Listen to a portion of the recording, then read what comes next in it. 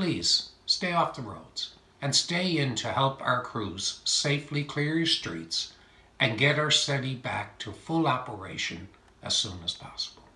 Right now, it's anything but normal on the Avalon Peninsula. St. John's and surrounding towns remain under a state of emergency tonight after Friday's historic blizzard. Officials want you off public roads. They're restricting when stores can open and urging you to stock up on at least 48 hours worth of supplies because this cleanup is going to take days.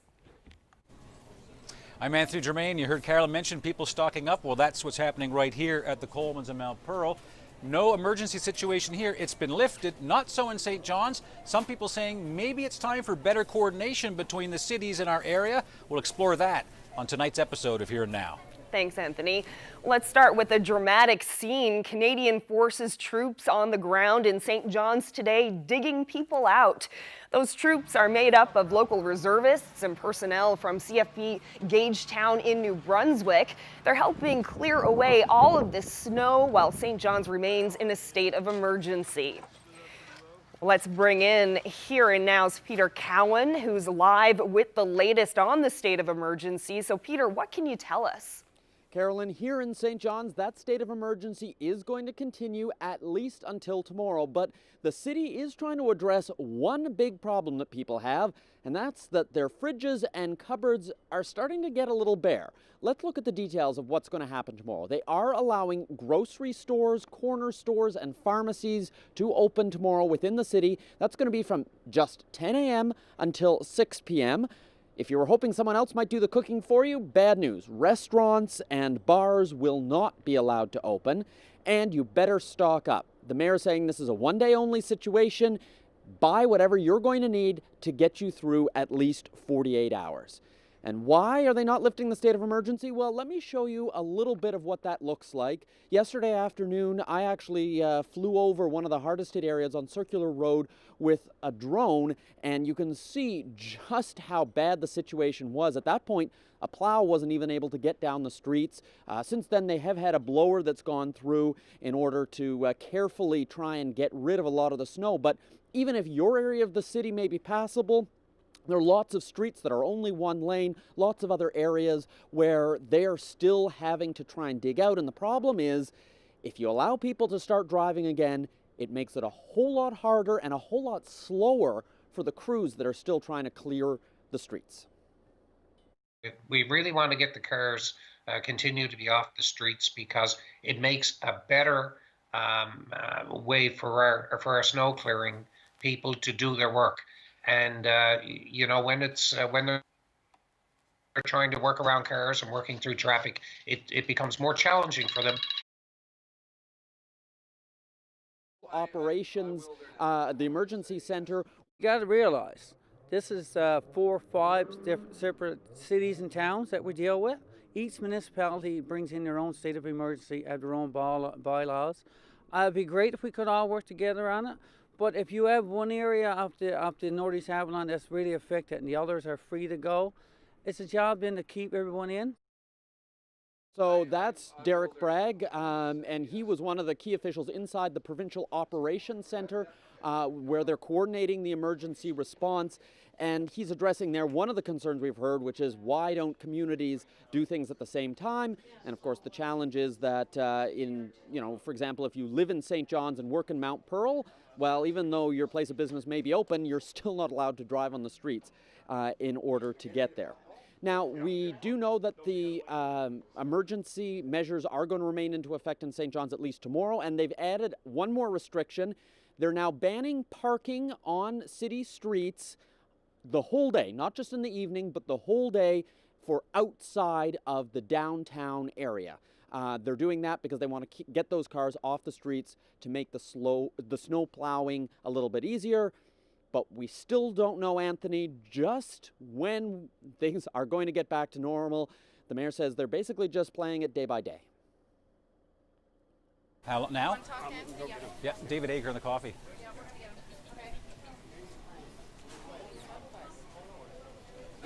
All right.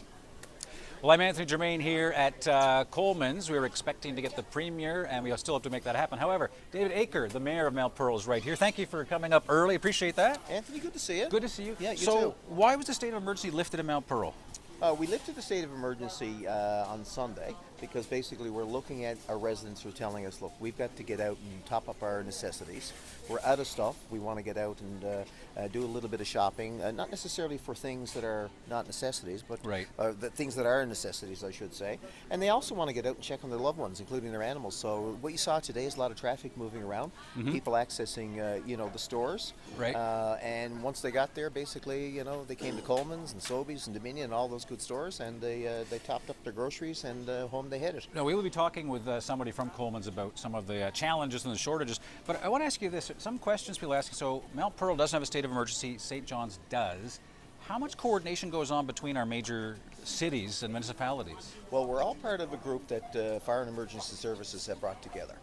So we're all sitting around the table coordinating. Primarily from the get-go, it was about making sure that emergency services, ambulance, fire, police could do answer their calls. And we were all working together. For example, Friday night we were making sure that if there was a call from the ambulance center here in Mount Pearl to go to the Goulds, well, our plow would take the ambulance over to the residents in the Goulds, and then the St. John's plow would come by and take the ambulance into the hospital. So I talk to the mayors on a regular basis. The reality is, though, we're in different states. So when you talk about states of emergency, Right. our cities are in different states in terms of safety and I cleanup. guess, though, is that in a way, you look at a map, the entity that is Mount Pearl is almost inside St. John's. You look at a map. So if you don't have a state of emergency, doesn't that encourage people in St. John's to get in their cars, drive here, shop, go to the NLC when the city of St. John's is trying to get them to stay home?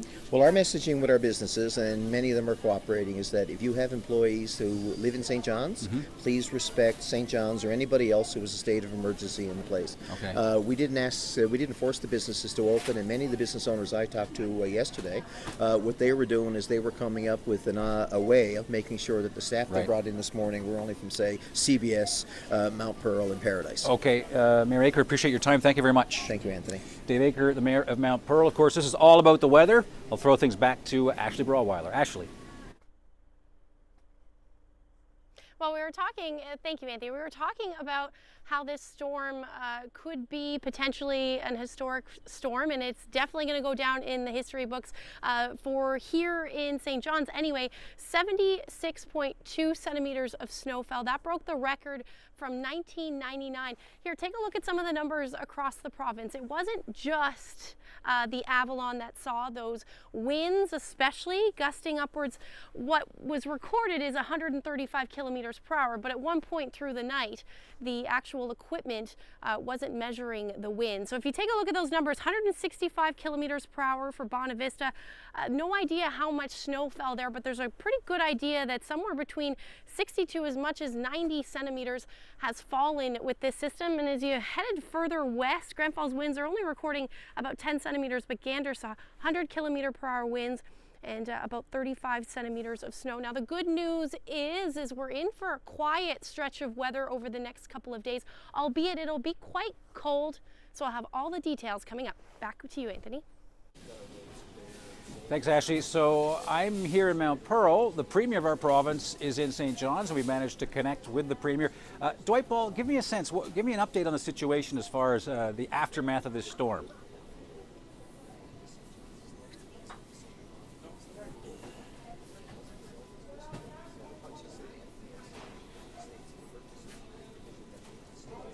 My apologies for having a difficult time establishing communications with the Premier, and we'll try to get that remedied.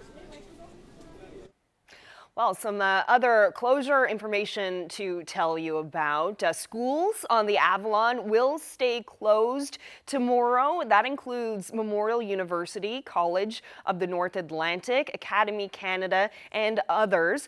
The St. John's Airport also remains shut down. It's open for military and medevac flights only. The airport authority says it will remain closed to commercial travel until the state of emergency is lifted. And despite the state of emergency, it seems a lot of people have been venturing outdoors, walking around city streets or driving unnecessarily, and that's been hindering cleanup efforts.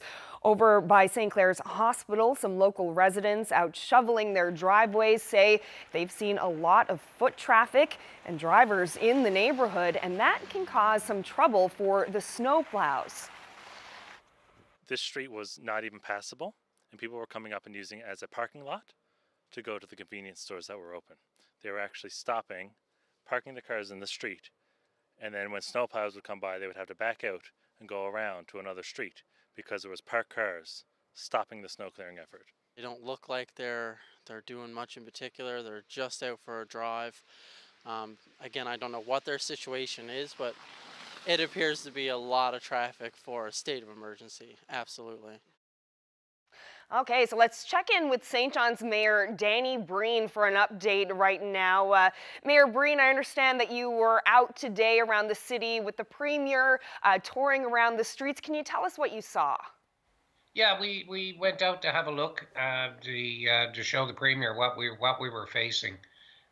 It's a major task ahead. We went out to not only to start kind of in the downtown area, worked our way up through into we were up in the Kenmount Terrace area, and there is a lot of snow that has to be moved, and it's a big task that we have ahead, but our staff are making progress. We can see that a lot of improvement even over the last time I was out, and they're continuing to work hard to get it done.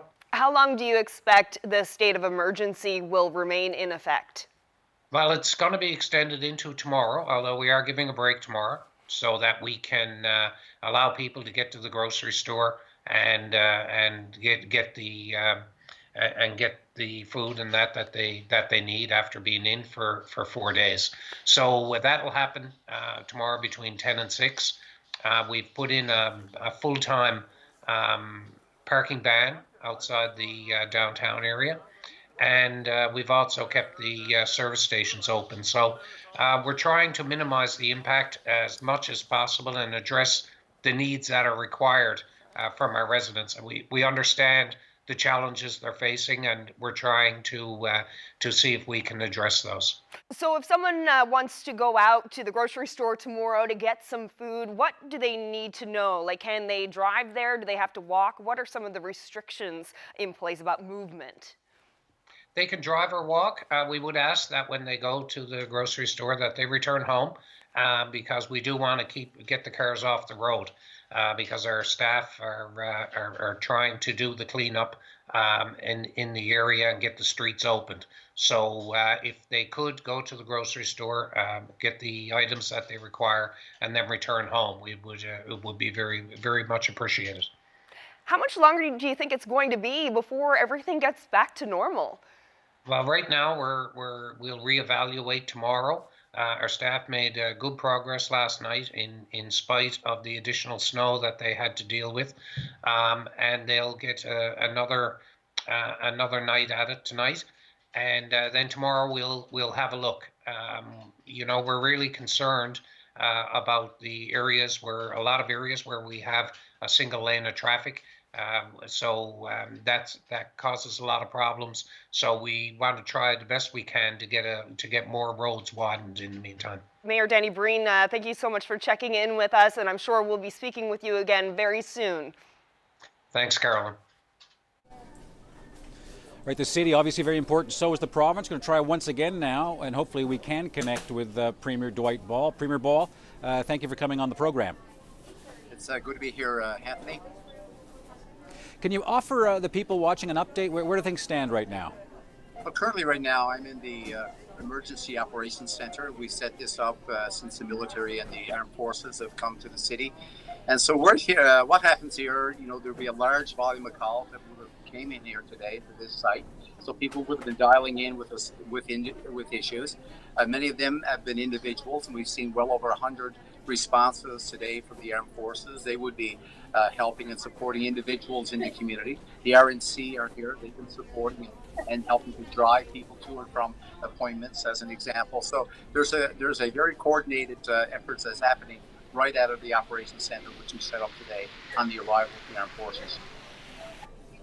Now, I know your time is very precious and you've got other interviews to do, so I'll just ask you one more question, Premier, and that is, before you called in the Army, what was the plan for dealing with this? Well, certainly there are a number of areas. For instance, from the responding to the provincial infrastructure, we had our crews in place now since the storm was over, and we've made great progress. All our major thoroughfares are open. The major roads are open. Widening will continue. But then it was to support the communities and primarily the individuals. So for me, it was about the priority was on the individuals, and that is the reason why we called in the armed forces. There's over 300 on the ground here as we speak today. Mm-hmm. And one last, I know I said second, but very quickly, here I am in Mount Pearl. People behind me are shopping. Things are almost, I wouldn't say totally normal, but sort of looks more to what we expect. Do you think it makes sense, Premier, to have one municipality say we're no longer in a state of emergency when the big one, St. John's, still is in one? Do you think it should be more coordinated? Well, it is coordinated, but cities and communities have responded in a different fashion. I've been through the area today and made my own analysis, the assessment that's been happening. I was with Mayor Reid too, of course. The city of St. John's being more, there's more density, as an example, with a smaller footprint in terms of where people live, less room to put snow. And they've had a large dumping of snow. It's today there's a lot of snow that needs to be removed. This will be days before we get this cleanup done for sure, and maybe weeks before we get the city back to its normal operations. All right, Premier Dwight Ball, appreciate your time this evening. Thank you very much. Thank you, Anthony. Well, the Minister of National Defense just met with reporters in Winnipeg to discuss the role of the armed forces in the wake of Friday's storm. Here's what he had to say. We'll have about approximately 175 reservists in total with the regular force, the IRU that has been brought in. We'll have about 450 personnel and doing everything from, as I stated yesterday, from helping to shovel snow for the vulnerable, making sure that we check on people that need to be checked on also, and making sure that if we can assist with transportation. Once we get a sense that we're getting into a little bit of a normality, then we'll look at how we can phase people out. And that's one thing we have always done, is making sure that we don't leave too quickly, but that's done in consultation with the experts at the provincial level. So we'll do that phase out quickly, but we'll make sure that we're not going to leave until the job is done. Well, it's been more than 3 days and there is still no sign of a man missing in Conception Bay North. They've searched from the ground and the air, but 26-year-old Joshua Wall has not been located. The main focus is on the woods between Roach's Line, where Wall lives, and Marysvale. The blizzard had kicked in by Friday morning, but Wall's family says he was insistent on walking to a friend's house. As you can imagine, they are extremely worried. His father spoke to CBC News yesterday. Son is out there somewhere. He's most likely cold. Hopefully he's hung up into a shelter. We're asking people, to check your perimeters of your property, check your sheds. If you got any campers, check inside to see if he's there. There's a possibility that he's in some of these things, and if they got snowed in, he can't get out. He wasn't 100% when he left the house, so he does have some health issues. He does have anxiety. So it's I can only imagine being out and all of this, what it's doing to him. Other sad news, in the middle of that blizzard, 2 men from Harbor Grace died on Saturday. Both Bud Chafe and Rupert Crocker were shoveling out their homes that day, but it's not clear yet if their deaths are related to that strenuous activity. Don Coombs is the mayor of Harbor Grace and was a friend to both men. He remembers Bud Chafe as someone who played many sports and was an active member of the community.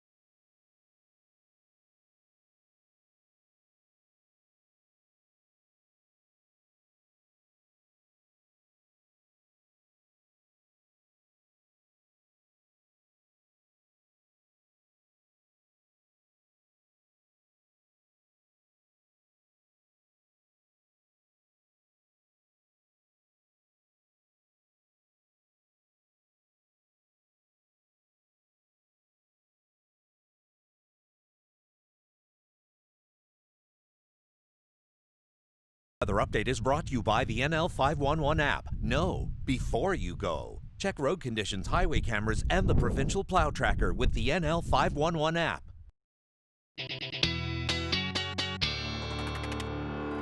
Welcome back, everyone. Well, Ashley, you called it. That was an incredible storm. That was a doozy. It really was. And you know, you're looking at the numbers and the winds and the amount of snow that was going to fall. You know, I knew that it was going to be a big one, but I don't think you quite can conceptualize just what it feels like being out there and watching the winds and the snow and everything. It was an incredible experience. And you had said that you thought that this was going to be the storm of your career, Yeah. and I guess that really is how I think so, played out. absolutely. Well, so far anyway. We do live in Newfoundland and Labrador, so who knows, all bets are off. But yeah, it's been an incredible scene. Noticed communities coming together, which is really lovely. I wanted to share a picture with you that was shared on Twitter by Philip Cairns. And just take a look at that. You know, a lot of us were able to do our own shoveling, but there were a lot of other people who can't. So this pretty much sums up everything, I'd say. Great work. Yeah, great work for sure. The other thing I wanted to point out, we not only broke a record for the daily amount of snowfall, we already broke a record for the monthly snowfall in St. John's. 166 centimeters has fallen since January 1st, and that previous record was 164.8 in 2005. Now we're only at the 20th. We have a number of days left to add to that number. Hopefully it's not too much, but it does look like we were in for some quiet weather over the next little bit. That's certainly good news there. It's definitely quiet right now across the province. We are seeing some onshore flurries along the west coast, not a whole lot happening. And everybody is asking me about this snow that's falling or has fallen this afternoon. It won't amount to much on the Avalon, just gonna maybe a centimeter or two through the next couple, or potentially that's all that'll fall. And then it actually should be a pretty nice evening. Temperatures today for most of eastern Newfoundland sitting above zero, which makes it a little bit more difficult to clean up that snow. That cooler air very much in place across the province, or the rest of the province. -6 for Corner Brook, -18 in Happy Valley Goose Bay. We're looking at a number of areas in the -20s there. Right now, though, those temperatures have dropped through the days. We start to get into some of that cooler air. -3 right now in St. John's, -8 in Twillingate, and then -teens up through St. Anthony. Now, this cold air sitting in Labrador is going to sink a little bit further south as we head through the night tonight. So those temperatures are going to continue to drop. And then we're going to stay in this pattern at least for the next couple of days, certainly into tomorrow with some of that colder air continuing, and even into Wednesday as well with that cold temperatures. So here's a look at what we're going to see through the overnight tonight. Nothing really up through Labrador, just potential to see some snow squalls for the southern portion of the west coast, and then the Burin Peninsula as we head towards the morning hours. We could also see some of that make its way towards the Avalon as well, the southern Avalon. But your temperature is going to be sitting in the teens for most areas. Central -19 for Grand Falls, Windsor -9 for St. John's, and Lab City down to -29. So we're going to continue to hold on to that cool air. Tomorrow afternoon, again, in that onshore flow, those colder temperatures in the upper atmosphere, we could see some snow squalls develop, maybe picking up between tonight and tomorrow, somewhere between 5 to 10 centimeters of snow if the squalls develop. And some of that, again, along the Burin Peninsula, and then the Avalon. The southern Avalon might see it, and hopefully not any further north than that. But just looking at the chance, for sure, of some flurries. Otherwise, pretty quiet weather across the province, which is nice, considering it's been a while since that happened. So here's a look at your temperatures. -6 for St. John's tomorrow. Those winds just a little breezy towards central. Sunshine, -11, -10 for Gander.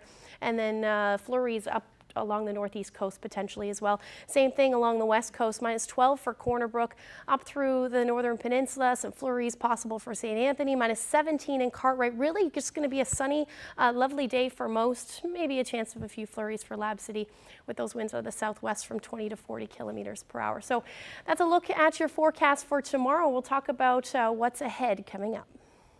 Thanks, Ashley. Well, for some, today marks day 4 of shopping for food in your fridge, cupboard, or pantry as supermarkets and other businesses shut down in the wake of Friday's storm. Well, some businesses in St. John's are gearing up to temporarily reopen tomorrow. Here and now, Cease Hare dropped by one of Sobeys' main distribution centers to see how they're coping. Here at the Sobeys Distribution Center in Donovan's in Mount Pearl, they're finally open today and they're going flat out. It's kind of quiet outside, but inside they have their own army of employees who are doing their best to get food to retail outlets. The objective today is to get food out to dozens of grocery stores, gas stations, convenience stores. People who've worked inside this building say that this is the first time that they can remember the center ever closed because of bad weather. Our cameras were not allowed inside the distribution center for safety reasons, but we're told what they're trying to accomplish this afternoon is to get the fresh produce in and get it out as well. The goal is to get food to the stores that are allowed to be open today in Paradise, Mount Pearl, and Conception Bay South. And the goal tomorrow is, of course, to get food to the stores that are allowed to be opened for a few hours in St. John's. So the deliveries will be headed in that direction tomorrow. During the storm, the distribution component of our food chain was disrupted because of the bad weather and because of the states of emergencies that were declared. Nothing was coming into this building and nothing was going out. And there was no one at the grocery stores to accept the produce and the groceries, and no one there to serve customers either. Another issue, of course, is making sure that the loading areas right now are clear of snow so that the food can be delivered. And while we're getting just a few flakes of snow right now, people who are in the food distribution business say it'll be a few days before things slowly get back to normal. Cease Hare, CBC News, Mount Pearl. Not a few days here in Mount Pearl where things are kind of normal. Greg Gill is with me right now. What are the challenges opening up the Coleman's here in Mount Pearl?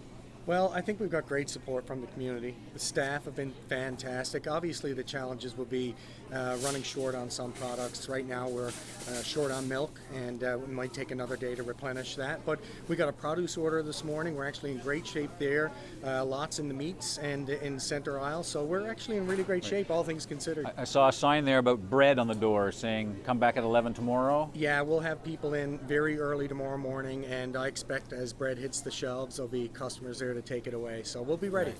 I know there were much bigger lineups here earlier in the day. You're going to open your Coleman's in the east end of St. John's. Any considerations about how you open that and get it going? Well, we'll be open at 10 a.m. We're going to follow the ordinance by the city. So we'll be open 10 a.m.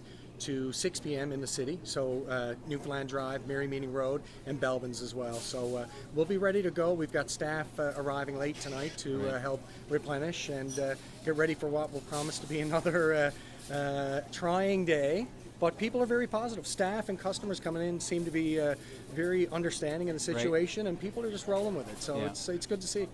Well, listen, one last question for you. In a situation like this, is it necessary for a grocery retailer to put rations on anything? You say, look, don't take 10 loaves of bread, don't take 10 liters of milk, or is it kind of sensitive? I think we're going to respond and play things as they go. We expect the stores to be busy. We were busy here today, just as we were last Thursday before the storm, but things have been manageable. People have been, as I said, a real positive vibe, and I can't say enough about our staff who've worked tirelessly to prepare the stores, and they're here with a smile on their face and they're ready to go. Everyone's pitching in. All right, Greg Grill, appreciate your time and good luck tomorrow. Thanks, Anthony. Appreciate it. Okay. All right, Carolyn? Thanks, Anthony. Well, a weekend fire destroyed a business on Bell Island. The Grand Wabana Inn, Gracie Joe's, was closed for the winter but caught fire sometime around 2 a.m. on Sunday, shortly after electricity was restored. The century-old building was the former St. Edward's Convent and has been a fixture in the community for decades. Most recently, it was operated as a hotel-motel.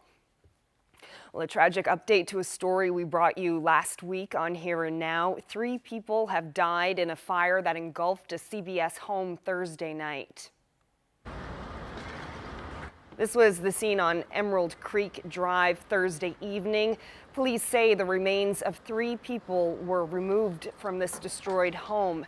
The chief medical officer is expected to determine the exact cause of their deaths, while police and a fire investigator are working to determine the cause of the fire.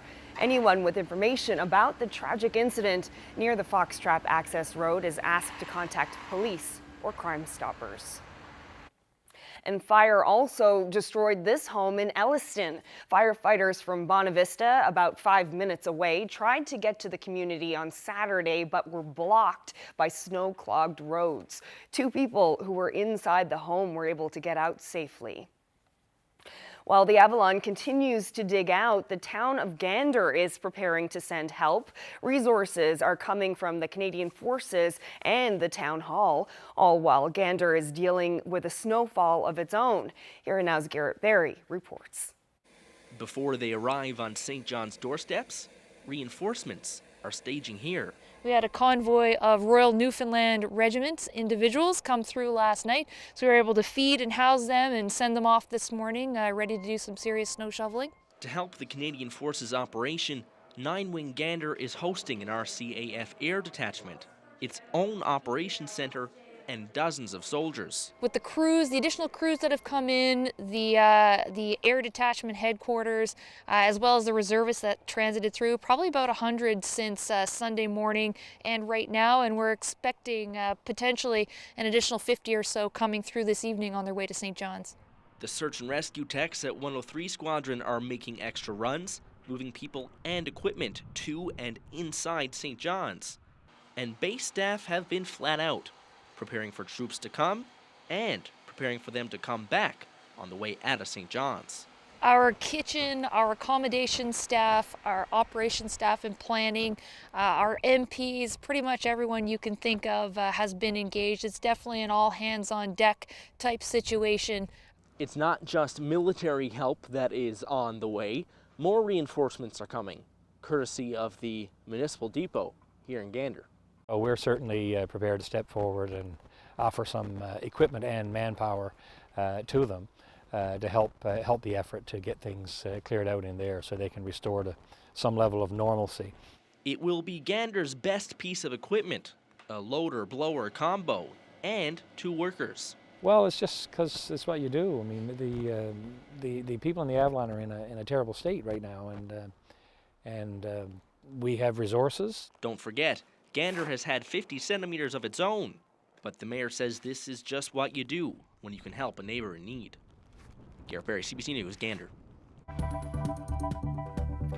You know that feeling when the plow goes down your street, bringing all of that snow back into your driveway? Well, this is reporter Zach Gowdy breaking through to freedom after this weekend's storm. More storm coverage coming up after the break.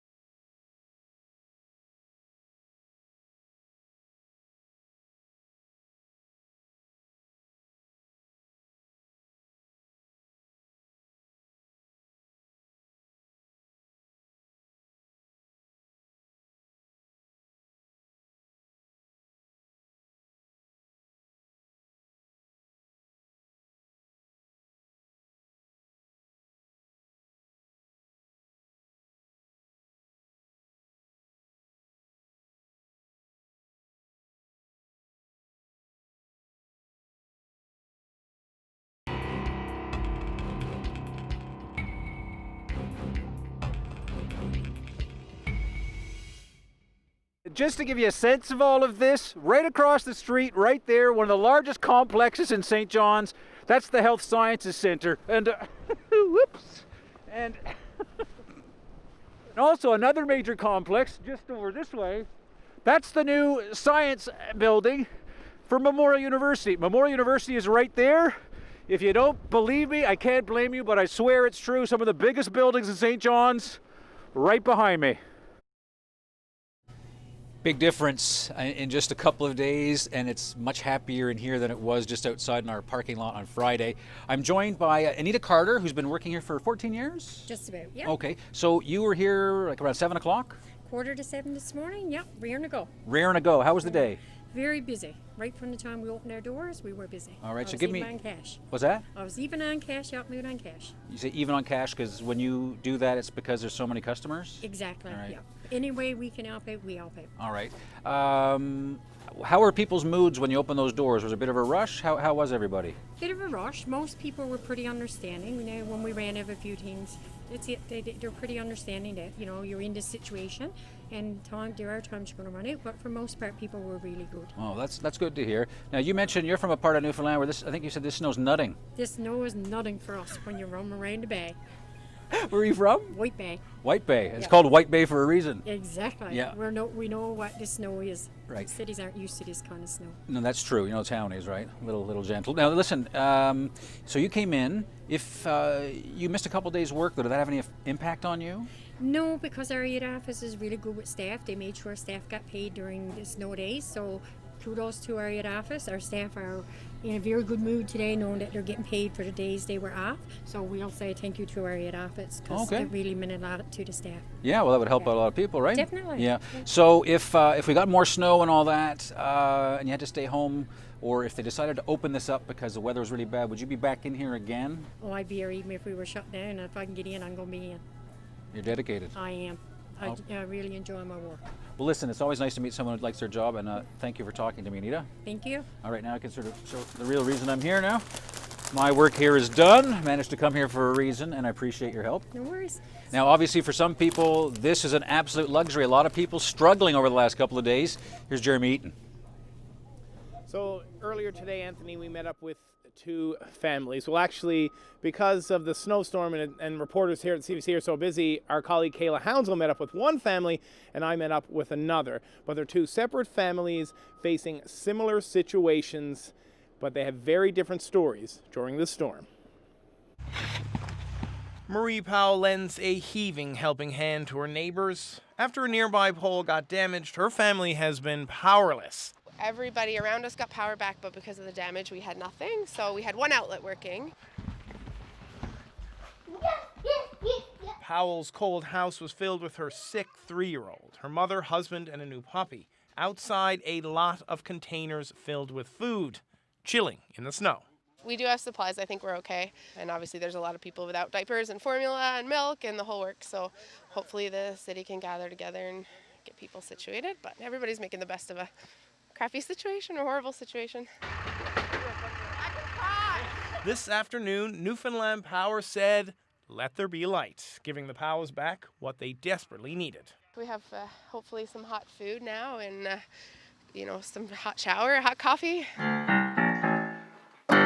On the other side of town, another family deals with the storm.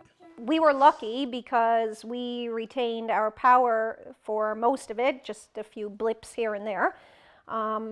But after a while, everybody starts to get cabin fever, and that's pretty much where we are right now. 9, 10. Grace Snow does the age-old countdown for hide and seek. Her and sister Paige have been holed up in their home since Thursday. You can only watch iPads for so long. That's what I discovered this morning, because when I fight with them to read books, today I actually discovered them reading books. So how about that? That's a positive thing, isn't it? Hey, hey, ho, ho, this pigeon just won't go.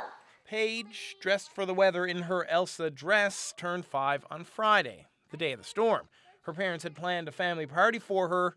Weather got in the way. But the food they brought didn't go to waste. So last night we had all the neighbors over for the burgers that we were supposed to eat with my family on Friday night. So we're all right for supplies, but milk is really low. We're currently rationing the milk, and the only one getting milk now is Paige. Now, and both Powell and the Bennett Snow family told us, the CBC reporters here today, that the community, the street that they lived on, have all come together to help out, and that's a theme that we've seen throughout this entire 4-day storm system, state of emergency system. Now, as for the milk, help for both families is on the way. As we've heard in the news, some stores will be open tomorrow for a certain period of time, allowing people to restock their shelves and pantries. Reporting live for Here Now, I'm Jeremy Eaton in St. John's.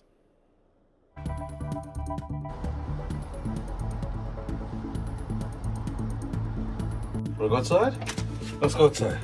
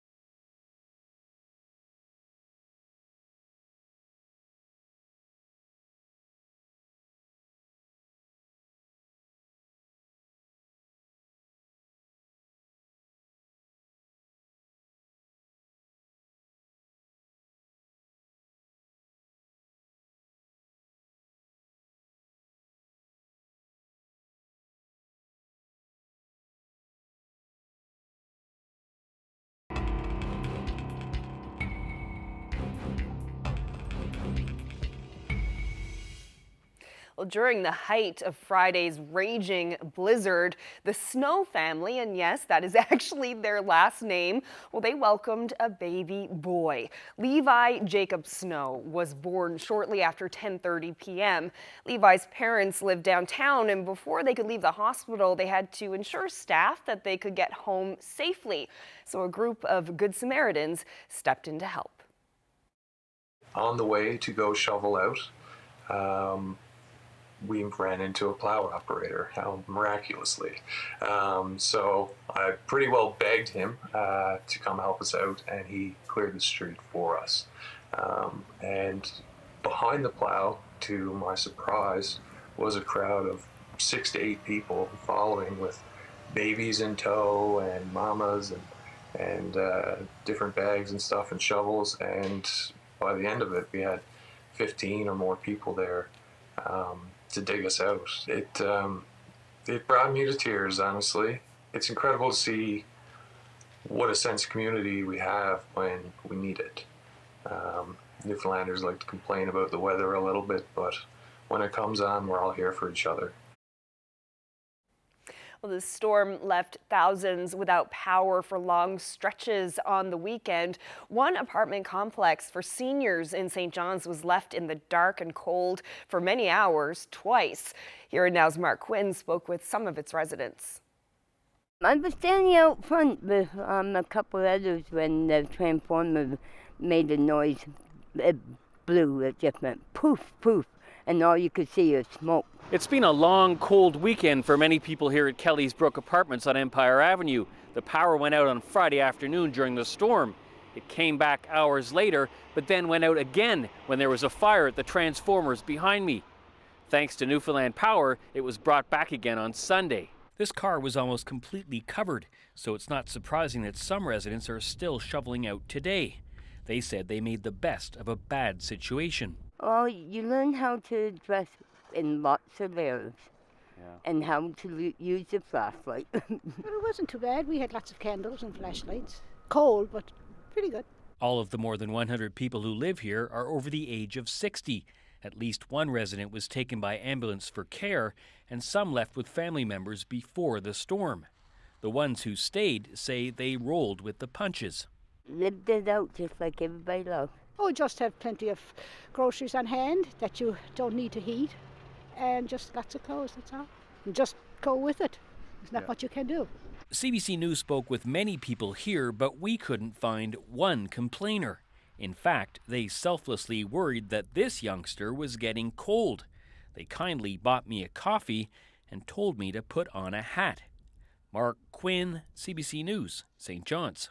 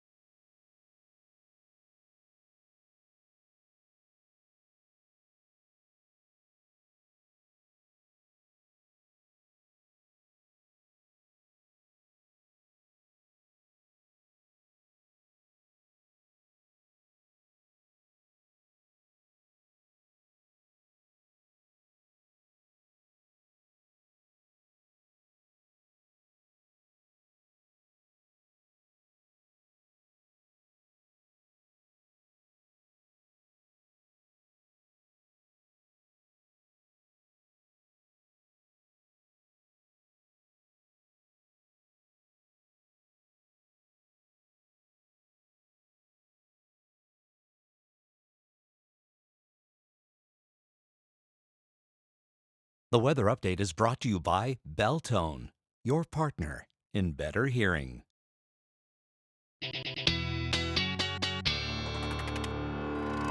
Well, it's been a very interesting few days weather-wise, and it was interesting for us on Friday as well. If you caught Here and Now on Friday, you saw it wasn't our typical show. Yeah, so during the storm, CBC St. John's lost power, and we also lost our backup power. We got walloped on Christmas Day, we got nailed on New Year's Day, and now this. So 2020 is turning into quite a winter. It absolutely is, yeah. But we rerouted our system so we could broadcast via Halifax using their control room. We then created a makeshift studio and control room in our loading bay to bring you the latest storm and survival information. It was definitely a new experience for everyone involved, pulling out all the stops to bring you here and now during very challenging times. And many of the staff, like you, Ashley, even spent the night here in the CBC building. Yeah, I packed a bag just in case that was going to happen because, you know, we talked about the potential for some extended power outages with those winds and stuff. But I must say, sleeping under my desk was not exactly comfortable, but an experience, obviously, that I'll never forget. It will be one I'll be talking about for a very, very long time. Not only like I moved here, right, knowing that I was going to experience this weather, but crazy. Wow. Well, how are things looking now this week? Well, let's take a look at the forecast. So Wednesday's going to be pretty quiet, just a chance of some flurries up through Lab City, -13. Some sunshine and plenty of it across the province, maybe some flurries down through Port aux Basques as well. And then temperatures will be sitting well below zero, and it looks like that's exactly what's going to continue over the next couple of days. We can thank big ridge of high pressure centered there, some cooler air dominating most of Ontario, even moving down or seeing those cooler temperatures down through the south as well. That's where that jet stream is. -4 in Nashville, so we're warmer right now than what Nashville is seeing. So this jet stream is going to play a role in the weather over the next couple of days. This high pressure is generally going to dominate, and it's going to pass and head towards Newfoundland. Anything to the north of that is going to be cold, and anything to the south of the jet stream is going to be warm. So here's where we'll be sitting. We're going to be on the north of the jet stream at this point. Anything that does move in will, at least significantly, will pass well south of Newfoundland. Doesn't mean that we're not going to see any flurries, but nothing in the way of accumulation. But again, those temperatures are going to be sitting well below zero. Overnight temperatures as well into the minus double digits. By Thursday, Friday, and Saturday, that's when we're looking at that chance of flurries. Thursday is a little bit sunshine to start the day, so it'll be nice if we continue to as we continue to clean up. So for central Newfoundland, nothing but sunshine really until Thursday. Temperatures are going to bump up a little bit, hovering near or just below the 0 degree mark with that chance of flurries in for Friday. But overnight lows dipping into the minus teens, and by Saturday down to about -21. So certainly a chilly couple of days in the overnight periods anyway. Western Newfoundland, Friday, you're looking at the chance of flurries as well. Up through Labrador, pretty quiet. Temperatures are going to climb though. Look at that, -4 by Thursday. Otherwise, we're looking at sunshine and temperatures in the minus teens. Then for Western Labrador, some flurry activity continuing as well. Thursday, -7, then back down to the -20s by Friday.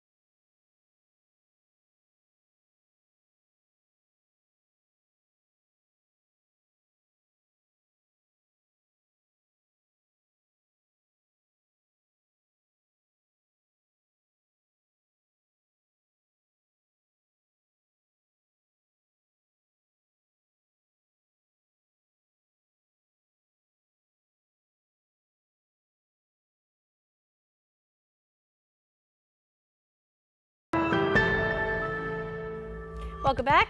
Take a look at that photo. If it was anywhere else, I bet you'd assume that was Labrador. But no, after this recent storm, it is Clarenville, actually, snowmobiling out in the Black Country. Thank you to Sandra Troke for sending us that photo. And if you have any weather photos that you'd like to share with us, send them to nlphotos@cbc.ca and we'll get them on the show for you. And lots of great photos out there for sure, so please send them along. That's it for us, everyone. Have a great night, and we'll see you tomorrow. Good night.